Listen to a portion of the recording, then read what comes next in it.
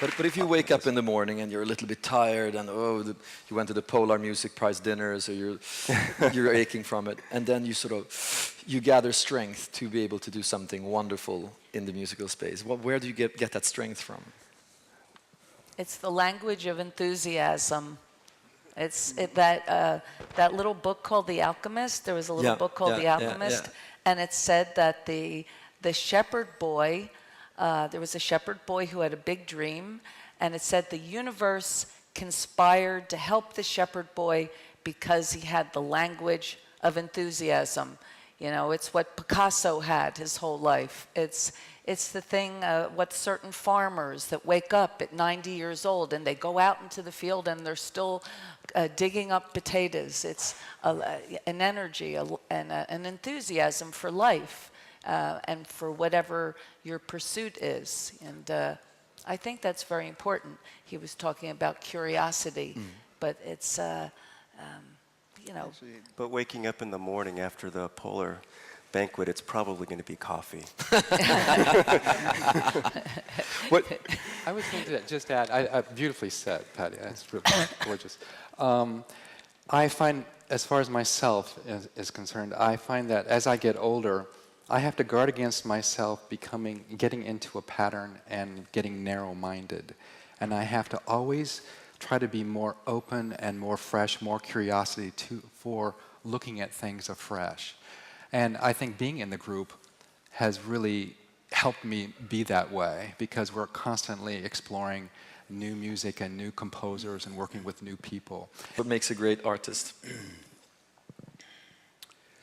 Well, the thing is that nobody's great all the time. I think that for me, music happens in notes, individual notes. And every once in a while, there's a note that touches me and reaches deeply inside and changes the way I think about life. I must say that music happens in notes, in individual notes. I think that's a beautiful way of looking at it. Well, it's Beethoven wasn't great. In fact, there's a lot of bad Beethoven. Let's just admit it, okay? And there's some incredible Beethoven. And there's certain notes in the cavatina that reach, you know, if Hitler would have heard the cavatina at the right point, maybe the world would have been much different, you know?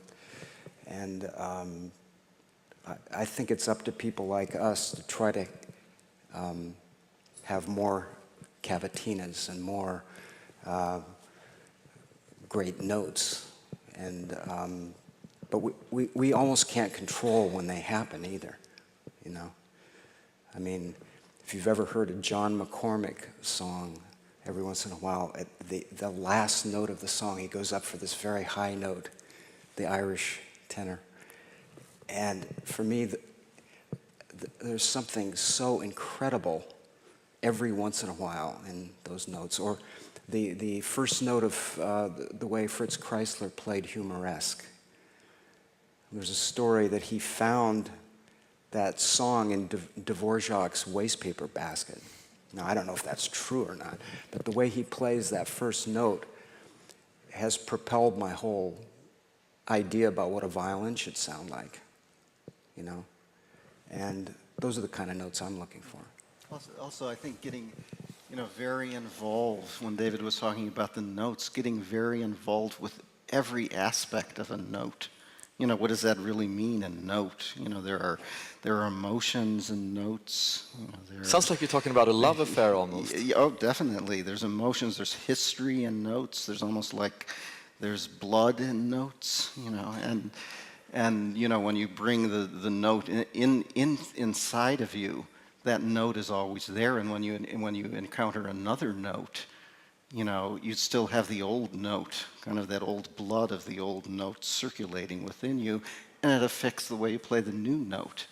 And so, you know, I think a musician who really is playing their instrument well is, you know, getting very involved again with all aspects of what is a note.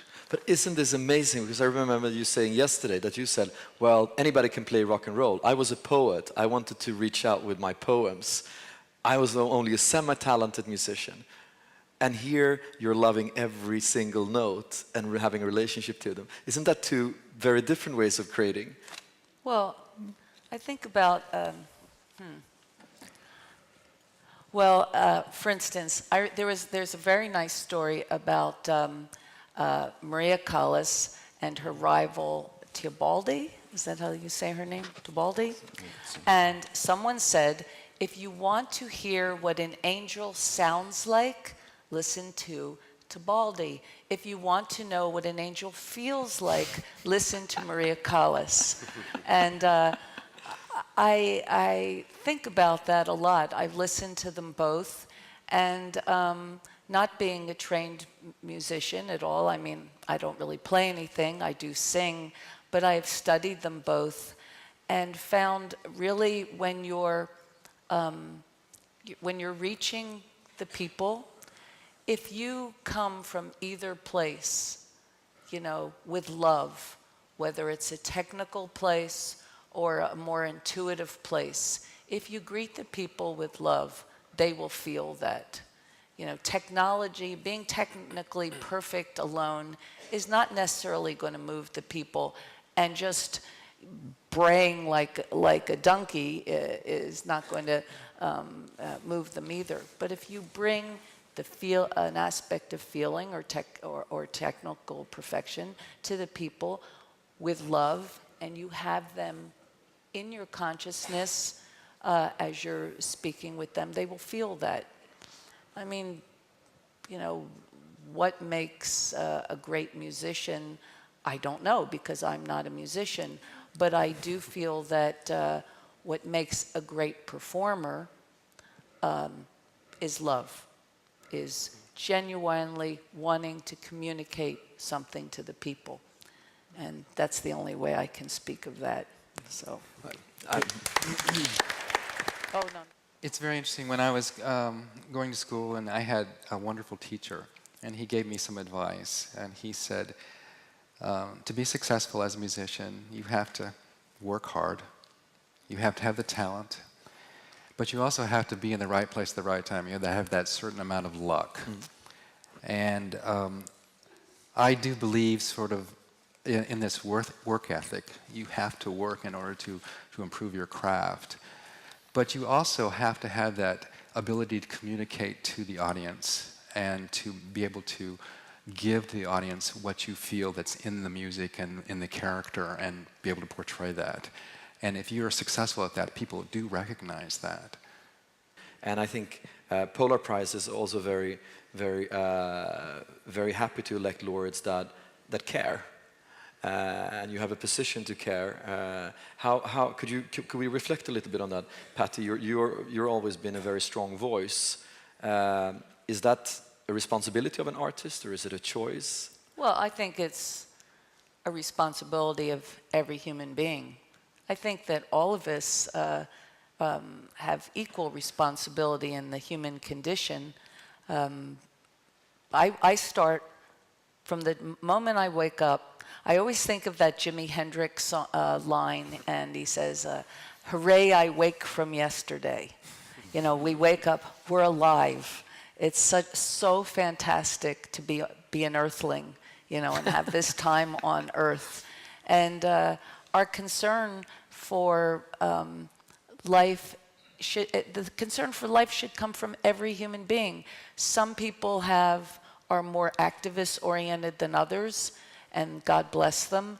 And for those who can do small things, you know, if we all did small things, just helped our neighbor, picked up some trash that was on the street. There's from the very smallest things to the greatest things. Sometimes if we can't do much, just pray for our fellow man. I mean, I met Henning Menkel yesterday. He's my favorite detective writer, and what he spent most of the time speaking to me about was the famine in Somalia, and how concerned he was for these people. I think that, you know, this isn't artists, yes, can motivate people, someone like Neil Young writes a song that rallies people. This is a wonderful thing, but it's the people who make change, the people in their great numbers who make change. And so it's really a citizen responsibility. And artists, hopefully, will be on the forefront or inspiring the people, but it's the people's job. Whereas many other artists, they look at, oh, what did they do? How did they fare on the charts? Okay, I'll try to do something similar. That seems to be the trend right now. And they're sort of trend-driven or commercially driven in their artistic pursuit. Well, there's all kinds of... And I'm not saying that that is bad. I'm just saying that it seems to be different with some artists. Well, some people have that ability. I don't have the ability to do that. I can hear a great song and be able to dance to it and love it, but I don't know how to write them. You know, it's just, you know, if I could write a song that was on the top of the charts, I'd be really happy. But I don't have that facility. And I think that each of us, it's what we were talking about earlier, you know, you look, each person has something that they can contribute. And hopefully, if their motivations are basically clean, it really doesn't matter what they do. It's just when people have if they have dark motivations or corrupt motivations, then we have to examine that. But really, we need all kinds of input. And I don't mind a good hit song that makes me happy, no matter how they put it together. And that was one also of the original thoughts of Stickan Andersson that created the Polar Music Prize, that there's no difference between music and music if it's done for the right reasons. I'm proof of that. I mean, all of us, how did we get here? Yeah, right. You know, because obviously the creators of the prize look at music holistically, and they're not going by amount of records sold or, you know, or mainstream popularity. So I think that's a beautiful thing because we all have something to contribute. Can I just add one thing to what Patti said? Because I really, really love what you said. And I just want everybody to know that I don't think anybody knows anything about music. And that, you know, there are people that think they do, and they write about it like they know something about it. But you know, when you get right down to it, we're all listeners, you know, and we all have our own kind of internal collection of favorite musical moments. And that's about all it is. And some people play violins, and some people play guitars, and, you know, and fences, and, you know, all kinds of things. But in the end, it's really mysterious what music is.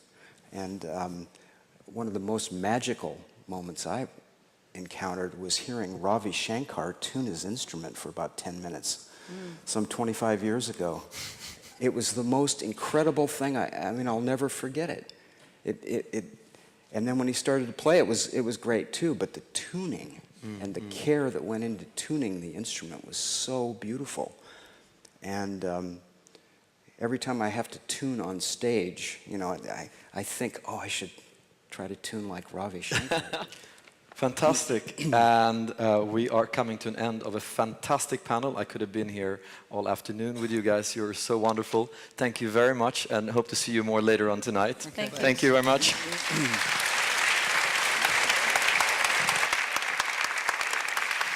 Thank you very much.